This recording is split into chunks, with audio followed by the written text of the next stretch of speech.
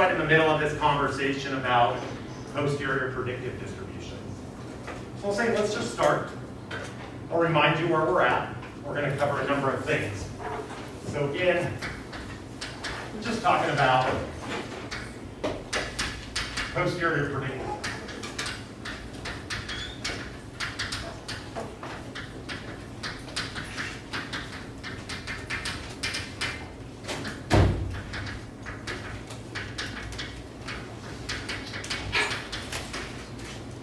This is the same thing that's going on in that talk today. It's normal equation updating.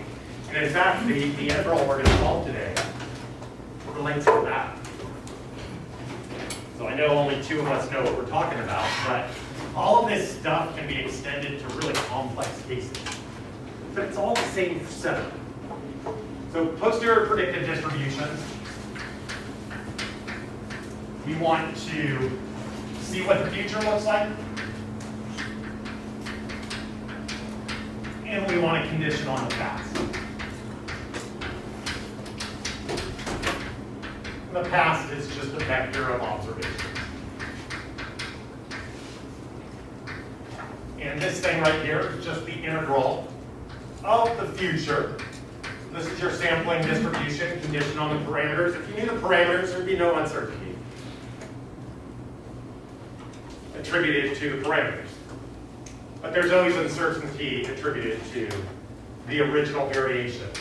What a Bayesian does is they learn those parameters through the posterior. And I probably say this too much, but this is one of my favorite parts of Bayesian statistics, is averaging over everything, putting a distribution on it, and then being able to not just quantify that uncertainty, but to propagate that uncertainty. And so we're propagating the uncertainty in theta to our future. And there's two inherent sources of uncertainty. There's that attributed to the original sampling distribution, how you see the data, it just kind of comes in a random nature. And then of course, we're uncertain about the parameters, so we make that a random variable. Okay, so probably the x's are really random. And the thetas, while they might not be random in nature, but they could be. A Bayesian turns it into a random variable to describe your uncertainty in that. That's all there is to it. So two inherently different sources of uncertainty. So we'll just say the xi's are coming from this model in the first place.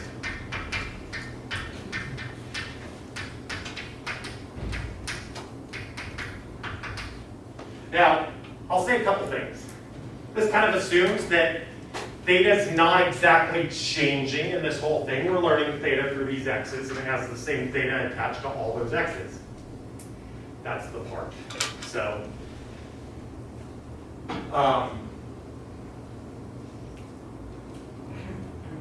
and the model's not changing as well. If the models are changing, or the parameters are changing, you want to deal with that. We're dealing with a relatively simplistic case here. A lot of problems do look like this. So we were trying to study this example. Our example, our first example is xi's are coming from a normal with parameter mu sigma squared. We're going to say we know this. If we didn't, we would do the exact same thing to sigma squared, and we would integrate it out of the equation. We'd learn it through its posterior, we'd integrate over it. You'll do that on the homework.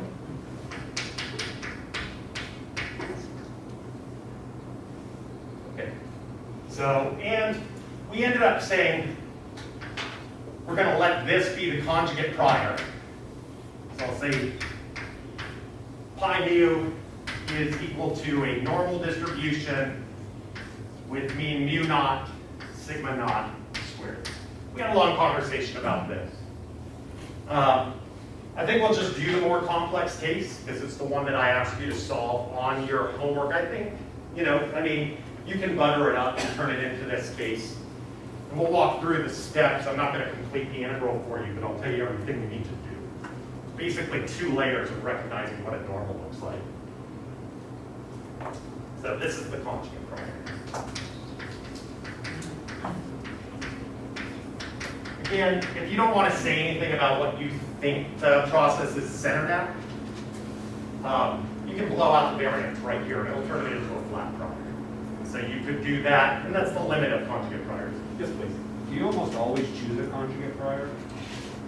No. Why you wouldn't? I personally, Yeah. I default to them. It makes everything simple, but it depends on the problem. So in a lot of problems, I do use conjugate priors. But not always. So in model selection, I do not. So I'll just throw that in as a caveat. So I do something non-conjugate because I think it works better. I think the conjugate thing does work all right in model selection. And we'll come around and we'll talk about this. And there's a price I have to pay. It's a lot more computation. And I'll show you some of that computation in a future moment as well. So I'd say if I can and I think that they're reasonable, now of course, what is the problem is going to answer that, then I would use them. So oftentimes I use the limits of conjugate priors, but in some cases, the convenience of the conjugate prior can be beaten. The performance of it can be beaten, but you'll have to pay a computational cost. Of course, at a university, I usually say computing is free. We've got advanced research computing, so I can go over there and get as many cores as I want and overcome that problem. So just like any academic, sometimes, it depends. Okay, but I think for this problem, if nobody told me what mu was, I didn't have good understanding of this, there was no meta study, I don't understand the problem, I would choose a flat prior. So I choose the limit of the conjugate, if you told me nothing else. Okay, so we want to work through this. So we want to get pi x tilde given x. And I should write sigma squared just to remind ourselves that we know it. I usually put that in just even for just my own sanity. When I'm working through algebra, I want to know what I know and what I don't know. I constantly need to remind myself of that. This is going to be the integral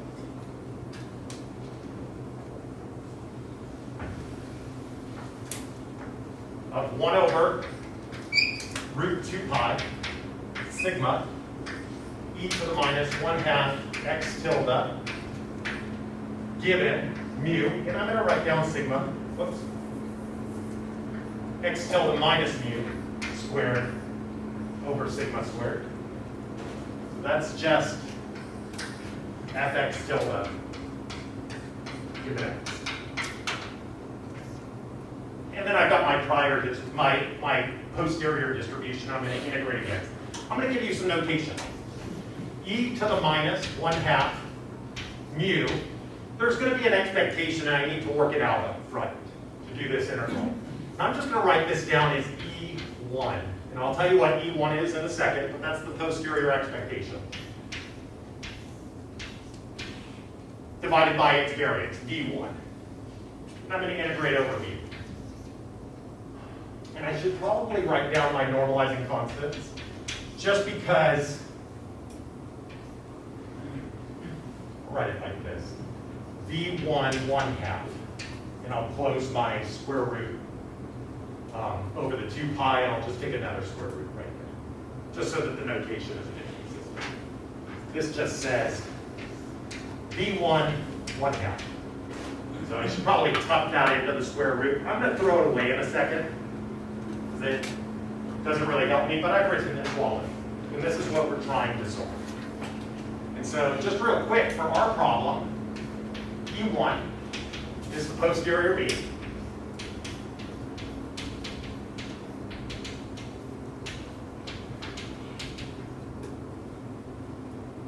And this looks like this. X bar divided by its precision plus mu naught, the prior mean, divided by its prior precision, sigma naught, or multiplied by the prior precision divided by the variance.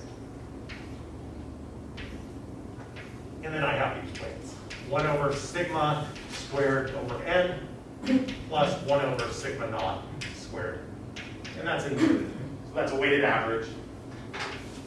this should start to become automatic to you. You can see where these equations come from. You can derive them in 10 seconds, whatever.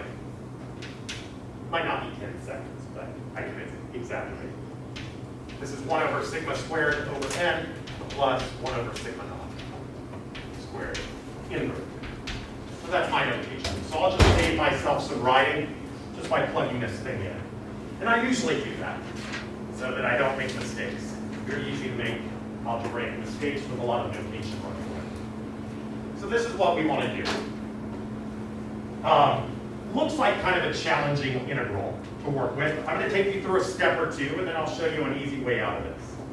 But I do want you to complete this on the homework. So this thing right here, pi x tilde given x, I'm just going to get rid of these normalizing constants, this one and this one, because I know everything in that equation.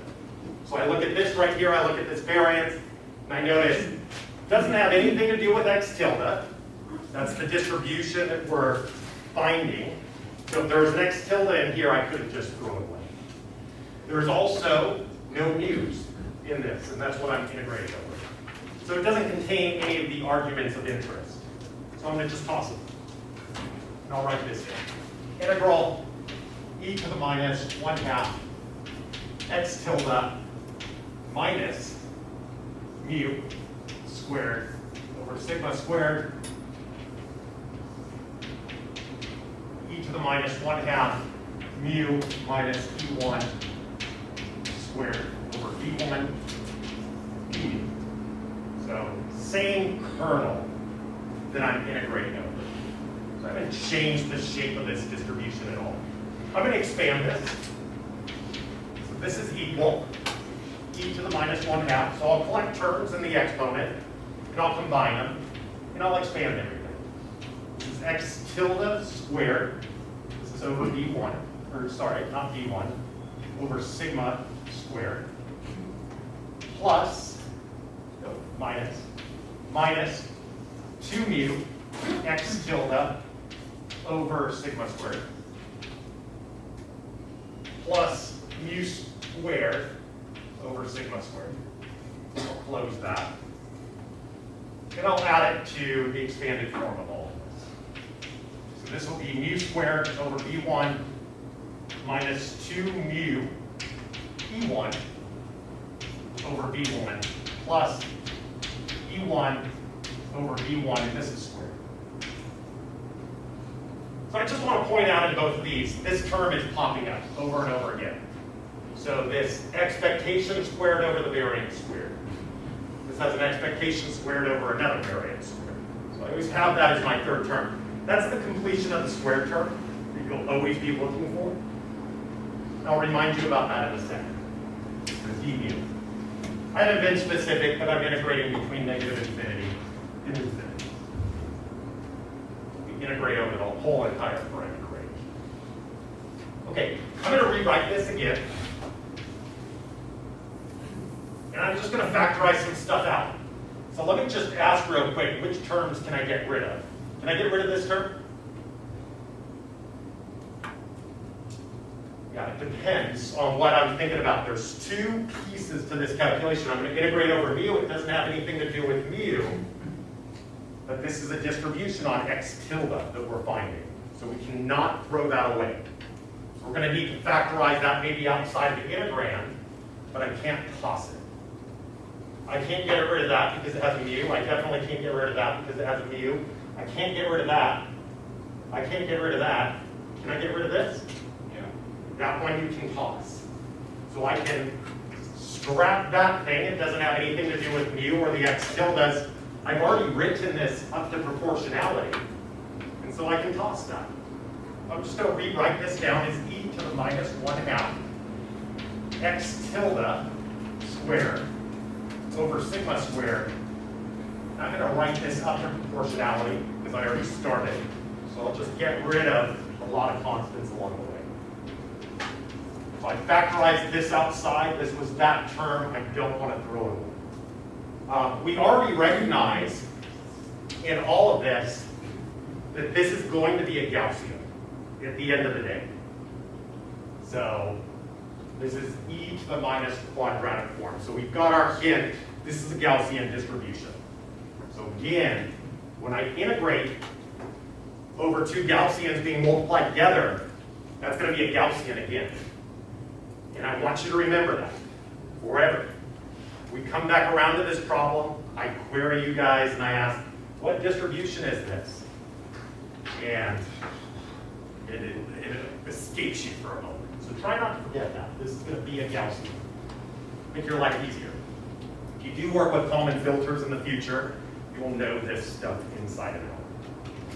So, and then I've got some quadratic terms and some -2 linear terms, and I'm going to combine those. So this is e to the minus 1/2. There's a mu squared term in here. I'll just collect those right here. So I've got one here, 1 over sigma squared. And then I've got one here as well, 1 over p1. And then I've got a -2 linear term.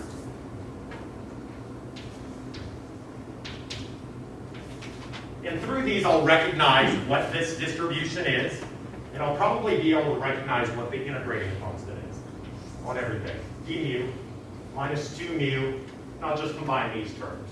So this is going to be x tilde over sigma squared plus e1 over b1. And I guess the hard math problem is to do this integral. Let me just ask, if you didn't know how to do this integral, if you didn't know what the answer was, you didn't know anything about probability distributions, how would you go about business and integrate over this? Iterating. Say it again? Iterating. Iterating. Integral? Iterate what? Oh, you would do the iterated. I told you you don't know it's a probability distribution yet. So I get it. That's what I want to do and teach you the iterated forms of expectation and variance. If I tell you it's normally distributed, those are the only two things you need to figure out. Those are the things that determine which normal it is. If you didn't know that, if you didn't know how to go about business, if you were in your calculus class, first year of college, and you confronted this. What's that? Integration by part. What would you separate into the parts? So it doesn't really factorize into two things that one's easy to take the integral of. So you have to be able to integrate something in there. And so both the terms right here are Gaussians. Change variables? Some change the variables. Which one? E squared? What? E squared? Not e squared. Or mu squared? No. Mu. Turns out the answer to this is, there's a little bit of a hint that you see the E in there. When I see E's, I think circles. Does that help you guys? Polar. Swap into polar. There's a bunch of hints in here. You see the square root of 2 pi pop out of this stuff. So if I wanted to do this integral, and you might want to challenge yourself, if I wanted to just do this,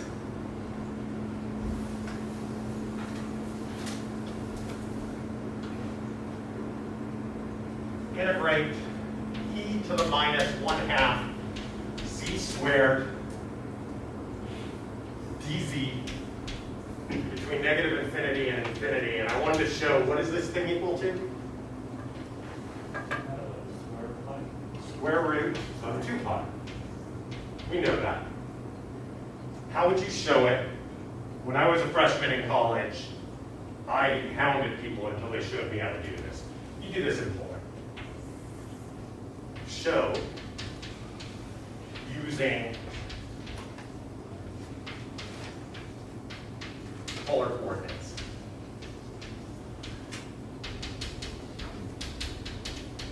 What you're going to do is you're going to swap the z squared out for a polar form of that.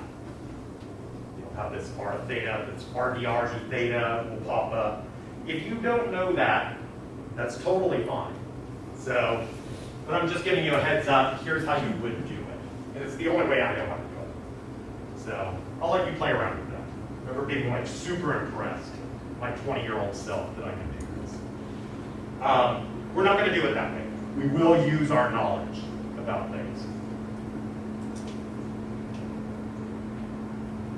So you just break this into a z is equal to x, y squared, x squared plus y squared, that sort of thing, and then you'll do your polar square. Call the square root of that r, and then boom. So I'll just say this. R squared is going to be equal to, I would enhance the dimensionality of this thing and do it in 2 dimensions. And this would be my substitution.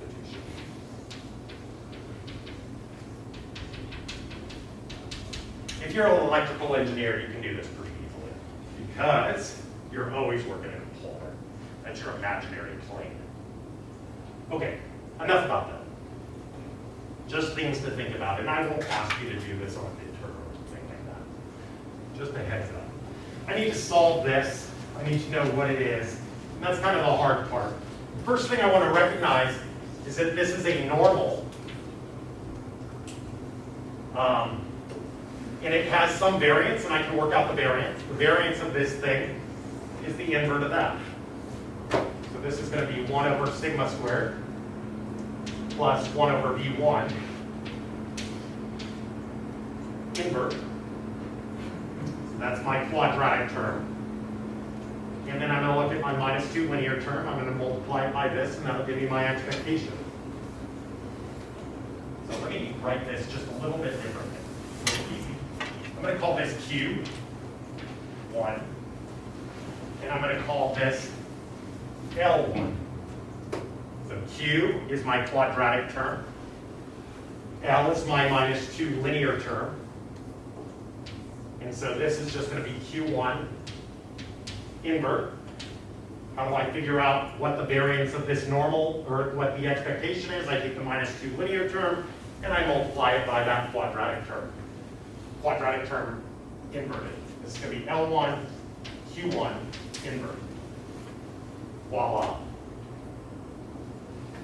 If I knew a lot of stuff about normals, I knew that this was a probability distribution that wasn't normalized, then I would know that this integrates to the invert of that normalizing constant. I think that's how we'll go about business.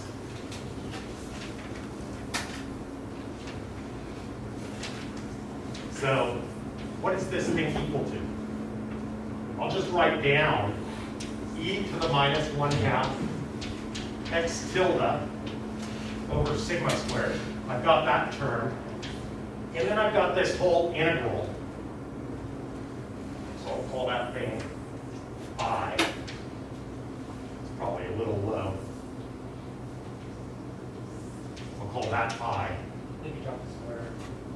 What's that? The x tilde square. X tilde squared, maybe. Oh, I mean, below posterior predictive, that x tilde square. thank you, Peter, and company. Yeah, definitely super easy to make a little error. You usually catch these things if you're going back. You knew they were supposed to be a quadratic term. But what's this integral? We have a major hint over here. If I had a variance in here, 1 over sigma divided by sigma squared, there'd be a sigma that pops up right in front. A rescaling of the problem. So I'll do the easy part.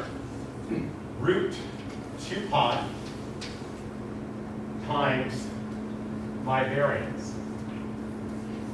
Whatever this variance is. This is Q1 inverse right here. This is going to be inside the square root, I guess, because it's a variance, Q1 inverse. But there's another piece in here. It's the completion of the square term. I've written this down just using my quadratic term and my minus 2 linear term. Let's go back to this. And just stare at this thing for a second. This thing, so root 2 pi, and the way I've written it down is I put the sigma squared inside. So I'll do the same thing here, is equal to 1 over sigma. Oops, I've got my sigma right in there. So that's okay. So this is 1 over sigma e to the minus 1/2. And I just want to, let me do a few things. I've subtracted out the mean here, so I'm going to put the mean back in. Let's just write this down, fact. Start over. 1 is equal to integral minus infinity to infinity 1 over 2 pi sigma e to the minus z minus mu squared over sigma squared, and there's a half in here, dz. So what I just did is I gave you this part, root 2 pi sigma squared. I'm just going to expand this and see what we're missing. E to the minus 1/2 z squared over sigma squared minus 2z mu over sigma squared plus mu squared over sigma squared dz. So this isn't just that. There's this other piece that's missing, and it's this piece right here. The expectation squared over the variance squared.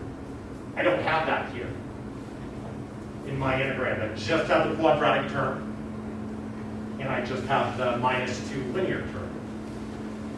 So in our analogous problem, here's the quadratic term, here's the minus 2 linear, and here's the constant term, at least what I'm integrating against z. Z is my random variable here, use my random variable over there. So I'm just missing this part, and that's the expectation squared over the variance. And so I need to just write that thing down right here. And I've already got notation for what my expectation and what my variance looks like. So I'm going to call this real quickly. I've already used E1, so I guess I'll keep that notation. So I need E, and keep in mind, I can factorize this thing out. There'll be a minus sign out in front of it. There's a plus here. This is probably the hardest part. So when I go back around to throw it over here, I need to change that negative sign to a positive sign, to a plus. And that always spooks me when I have a plus sitting up there. So I always circle my pluses just to let myself know that that really is a plus. And this is going to be the expectation term squared. There will be a 1/2 in here. Expectation term squared. This is L1, Q1 invert squared over Q1 invert. That's my variance. That's what this looks like. I'm just taking what would have completed the square and throwing it outside. If you don't like that, you can complete the square, add in what completes the square, subtract it out, factorize that piece out, and it will be this. Same step, but in reverse. I don't care which way you do it. Nowadays, when I stare at these things, I just break it into my quadratic term, my minus 2. I throw everything away along the way, and then I recollect this at the end. If you want to go through it and keep everything contained all the way through the integral, you'll get the same answer. And so at the end of the day, I have this thing, and this is going to contain some x tildes in here. So there's an x tilde sitting inside of this minus 2 linear term. And I can kind of convince myself it'll be some sort of quadratic term in here, and I can compartmentalize that and bring it over here. There'll also be a linear term in terms of x tilde, and there'll be some constant term that I don't need to think about. And so this whole thing will look like this. So square root 2 pi q1 inverse e to the minus 1/2, and this will be a quadratic function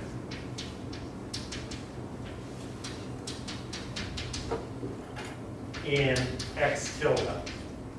And we can work through all of that. I want you to do it. if you want to see me do it, I did put it up on a lecture last year. So I just find it to be a bit cumbersome to integrate and keep track of all of these details all the time. So quadratic and x tilde.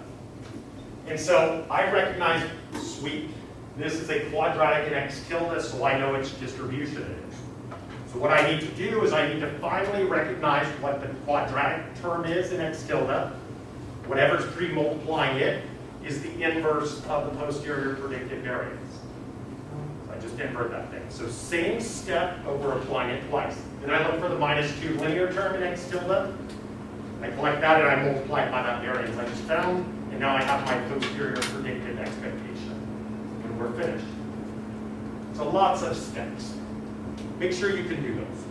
And it's not just for me. Any regression class you show up in, if you're going to a filtering class or working with Kalman filters or time series models, you'll be doing this over and over and over again. So get swift at this one, because it always appears. Okay, let me show you an easier one.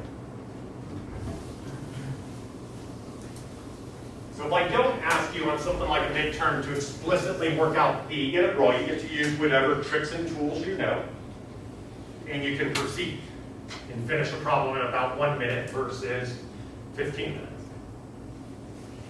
So usually when I ask you about posterior predictives on a midterm, I'm hoping you'll go after the iterated forms.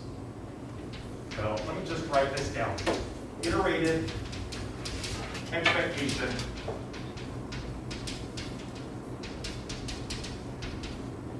and variance.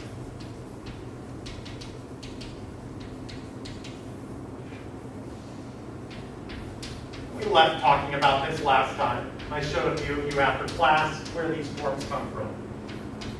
I'll share all this information with you in just a second. And the variance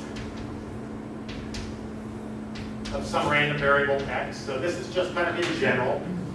This is always true. The expectation of some random variable x can be rewritten down like this. And it looks like it doesn't help you. But in hierarchical forms, it does help you. Makes everything easier. Variance of the expectation of x given y plus the expectation of the variance of x given y. Pretty easy to remember. If you forget, is it the expectation of the variance or the variance of the expectation? It's both of them and they get added together. Let me show this. I think I'll show this one because it's easier to do. But you can apply the exact same thing, and this is going to be in all of your undergraduate probability books. This is somewhere around chapter 3. Yes, please. So are x and y both random variables? X and y are both random variables. That's correct. So this is the random variable that you want to solve for. You're probably thinking which random variable is y. It can be any random variable in the world. So for our problem, we'll want to pick a suitable choice that helps us solve the problem. It's going to be the thing you're integrating over. I'll show you that in a minute. So prove at least the first statement. Pretty easy proof. So let's show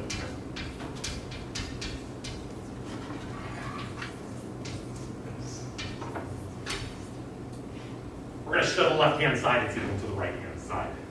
So the proof is really straightforward. You just work out both sides of this and you show that they're exactly the same things in disguise. And I'll show you how to use it. So expectation of x, integral x, f of x, dx. So I probably want to be specific in this and just say this is the expectation over the random variable x. So I'm integrating with respect to the density for x. Again, it's just a weighted average. That's what expectations are. I can rewrite this thing right here. So I'll just write down expectation of the expectation of x given y. And I probably want to be specific about all of this. This is over x given y. This one's over y. So this is going to be integrated with respect to y's random variable. And that's usually left off of the notation. I usually think it's pretty polite when people just specifically tell me what they're integrating with respect to. So I oftentimes will write down which random variable that is. If you look at Pickle and Doxham's textbook, he'll say which random variable it's not. That can get kind of confusing. So I'll be polite and write that down. So this is the expectation of this expectation. So this is now my random variable, this whole expectation. Let me just ask you real quick. What is this interior expectation a function of? X and Y.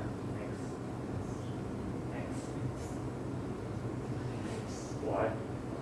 We've got all the possibilities. We've got X and Y, we've got Y, we've got X.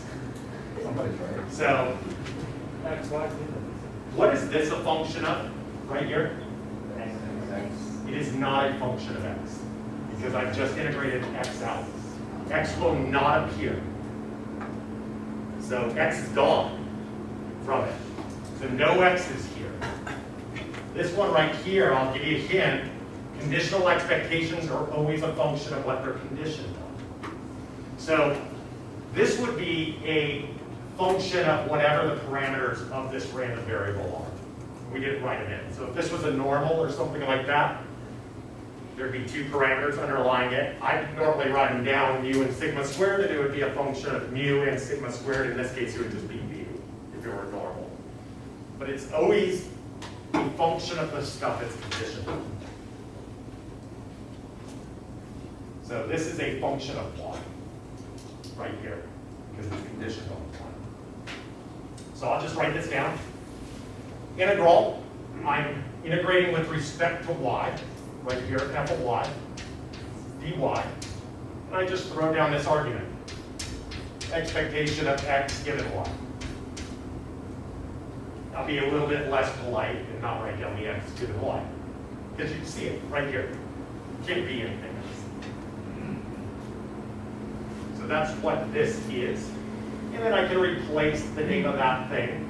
And I'm integrating with respect to x given y. So I'll just rewrite that expectation as another integral. What do I integrate against? You integrate against the thing on the front. So I'll just remind you, this is going to be dy, fy. That's just this part that we're recycling. And now I'm just rewriting all of this. So this is integrate x with respect to its conditional distribution x given y. And I integrate over x. So there's no x's in this part. They get integrated out. And that's what it is.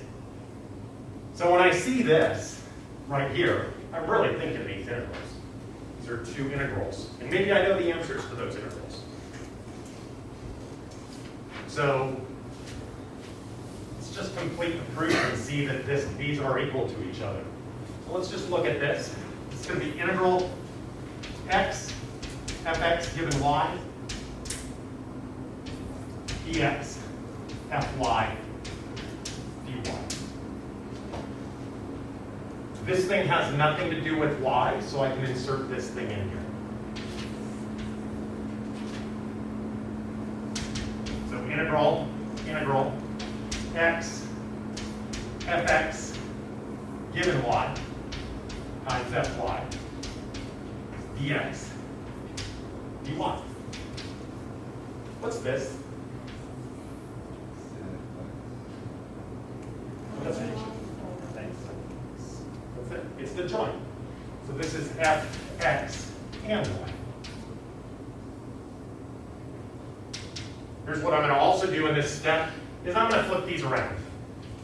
Now there are conditions on when and when you cannot flip around everything. In a measure theory class, they'll go into deep detail about this. I used to kind of joke with myself and I'm like, seems like you can always go. That's my grad school rule of thumb. And of course, I invented something, a type of distribution that you can't do it. So you got to be careful with boundary conditions. The dominated convergence theorem helps you to think about all of this. But this is Fubini's theorem. And in the expectations, you can do this.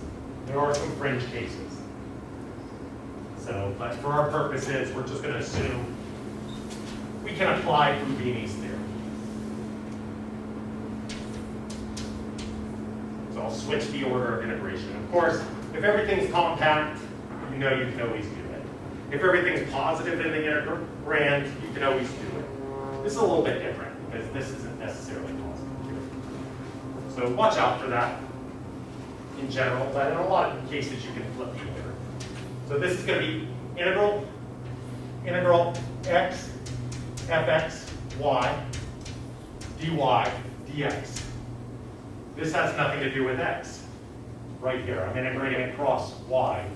So I'll just pop that thing out. What's this? Fx. Just marginalized over y. And it doesn't matter which variable this was, as long as it's a probability density that I'm integrating over. That thing will just integrate out. So this is equal to fx fx ds, which is equal to the expectation. So application of Fubini's. Just write it out, and you'll see after you flip the order of integration, it turns out to be exactly what you want. You can do the same thing here. Work through these, write them down explicitly what they are, and you can show that it's equal to those. Let's use that.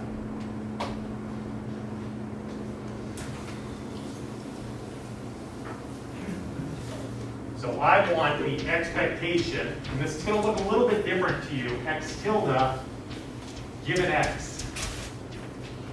I want this thing. We're conditioning on this right here. No matter what I do to the right-hand side, it needs to retain that conditioning of cap x. So everything on the right-hand side is conditioned on cap x.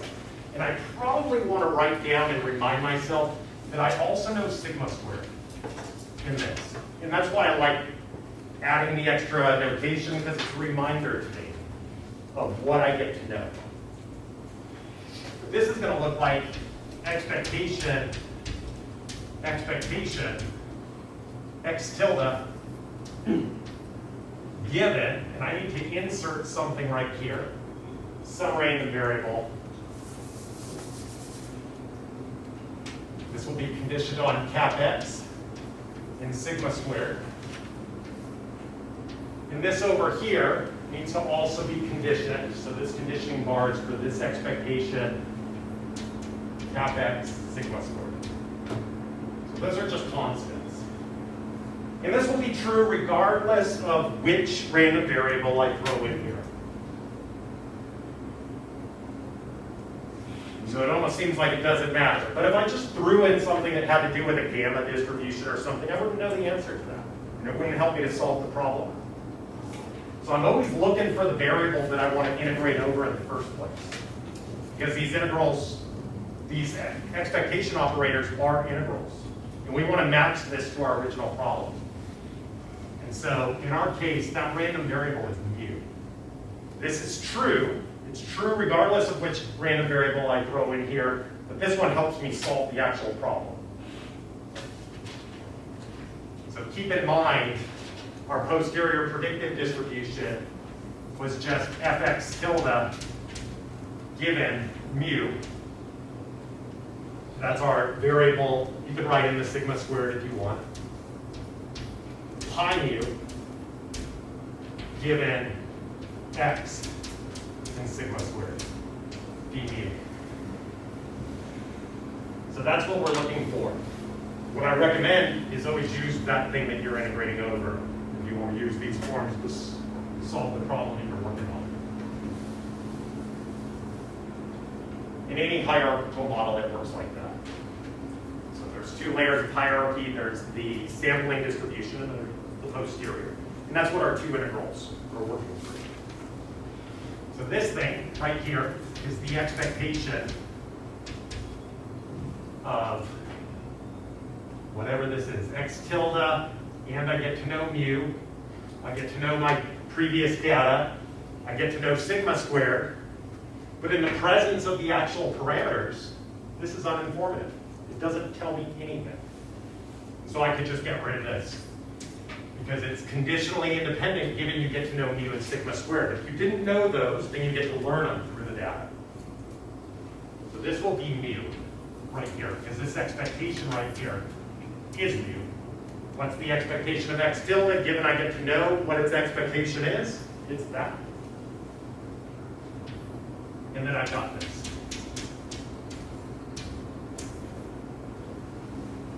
This is my posterior.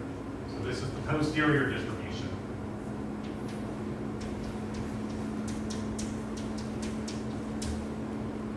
What is this? We wrote it down a long time ago. This is E1. So that's our posterior expectation that we have in the first place. X bar over its variance plus mu naught sigma naught squared 1 over sigma squared, and same thing that we wrote down before. So you should get that when you solve this integral and you do it kind of a long-winded way. When you recognize that minus 2 linear term in the last step of our integral, multiply by its variance, you'll get this. You should get that. It'll have the mu naught in there. If you want to take mu naught out, or if you want to take sigma naught out to infinity, goes to infinity, this will go to 0, this thing will go to 0, this will cancel that, and you'll get x bar. So your prediction is centered at x bar. Let's apply the other formula. This is variance of x tilde given everything. I get to know sigma squared. I think our notation will be a little bit more helpful in this case. This is the expectation of the variance of x tilde given whatever that little thing is I want to plug in here. We're going to do the same thing. I'm going to condition on mu x sigma squared plus the variance of the expectation. X tilde, and I condition exactly the same.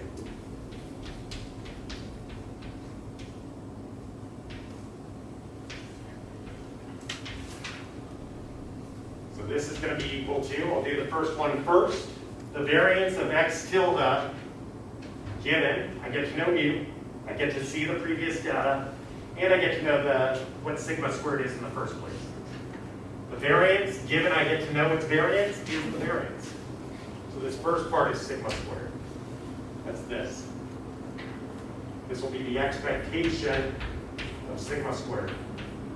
Oh, and I should probably be polite and keep the conditioning running through everything. Remind you, I get to know x and sigma squared all the way through this problem. Same thing here. Conditional on x in sigma squared. That'll make that expectation really easy to take. It's not a posterior because I get to actually know what that parameter is. Plus the variance of this expectation. This expectation, given I get to know mu, is that. Then I condition on these things right here. Expectation of sigma squared, given I get to know sigma squared, the data doesn't help me. I already know what it is. Plus this posterior variance. We came up with some notation for this at the very beginning, and we call that V1. V1 was just our posterior variance.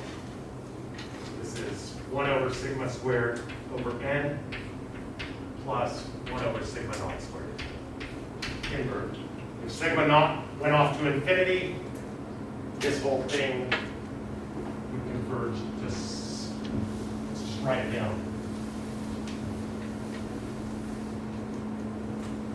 So our variance, x tilde, given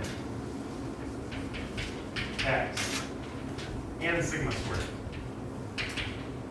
is going to converge to is sigma naught squared goes to infinity. If I use the limit of the conjugate prior, I'd still have sigma squared. And then I would wind up with just 1 over sigma squared over n inverted. Let me just do the inversion for you. Sigma squared over n. It's going to be equal to sigma squared 1 plus 1 over n is what we would get. If you knew something about the hyperparameters and you wanted to build in that knowledge, you don't have to take that limit. So again, as n goes off to infinity, this thing is getting small. And that's what we're learning through our posterior. It's really our variance of the posterior mean. And this thing right here is the inherent variability of the system. You can never get rid of. You'll never be able to drive your predictions to 100%. Not in any stochastic system. You're always left with that. So I think what we showed is a hard way to do a problem and an easy way to do a problem. You want to know how to do both of those. So take the shortcuts when you can. But sometimes you're going to be updating normals and you'll want to know how to actually manipulate those intervals. Next time when we come back, I'm going to teach you about Monte Carlo.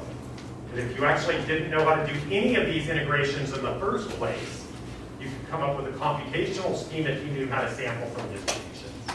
If you don't know how to sample from distributions directly, I'll teach you another trick in a couple weeks' time. I'll talk about chain Monte Carlo. That's it for now, you guys. Have a great weekend.